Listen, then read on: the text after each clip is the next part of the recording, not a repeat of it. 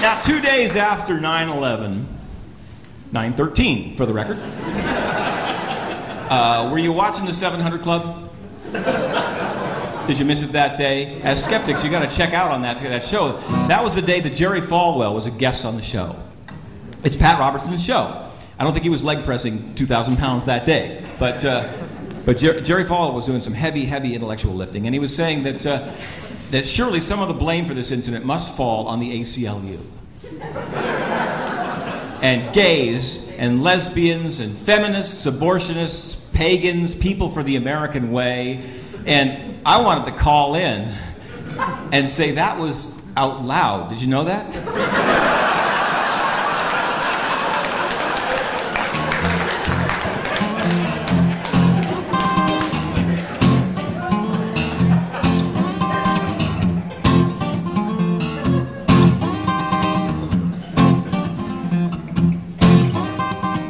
Jerry Falwell's God was standing by the elevator while we were talking about the party, so we had to invite him.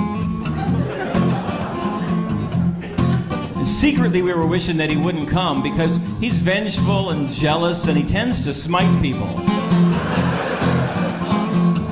And of course, he knew we were thinking that. Made him all the more determined to show up and punish us. I wanted to invite my God, but he was at the beach. Jerry Falwell's God is everywhere. The robe and the beard down to here and the gossamer wings and the button that says, "What would Jesus do?"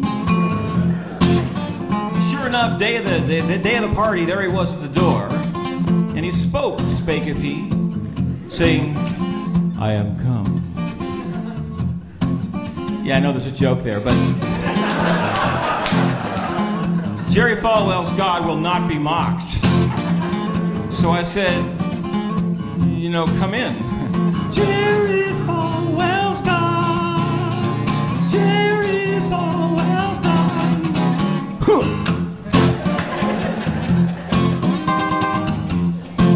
Now, I'm no heavenly host, but I throw a decent party.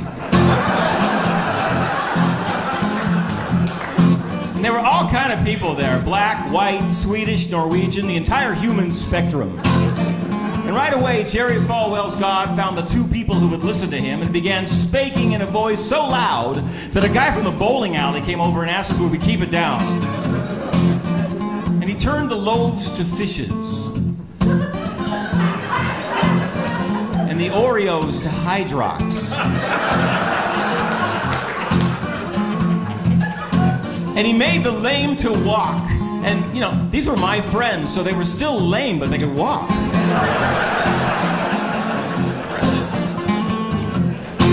And he divided up the room, divided he, saying, gays here, lesbians here, feminists, pagans, abortionists, people for the American way. And frankly, some of us did not know where to stand. I went with the lesbians.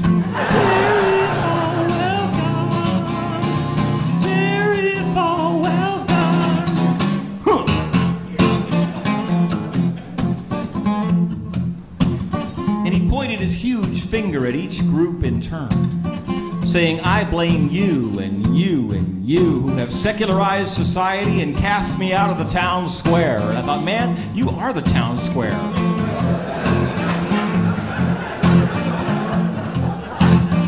And he said, lo, the end days are here and the judgment is nigh, where I will draw the faithful to heaven and leave the unrepentant to walk a desolate earth. I know, strict. And he began to rain toads and spit fire, and he brought forth 7 bowls and 7 plagues. And finally I just said, listen, I'll tell you one thing Jesus would not do. Jesus would not wreck a guy's party.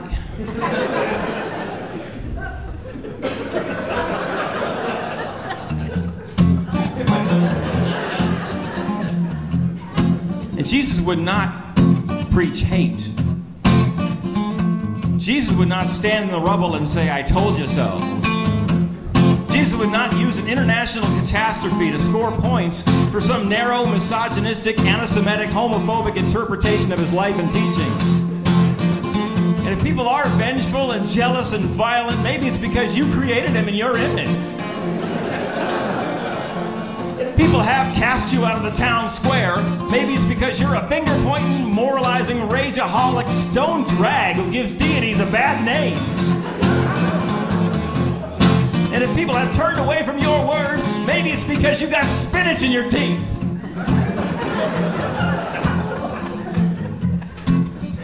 And he smote me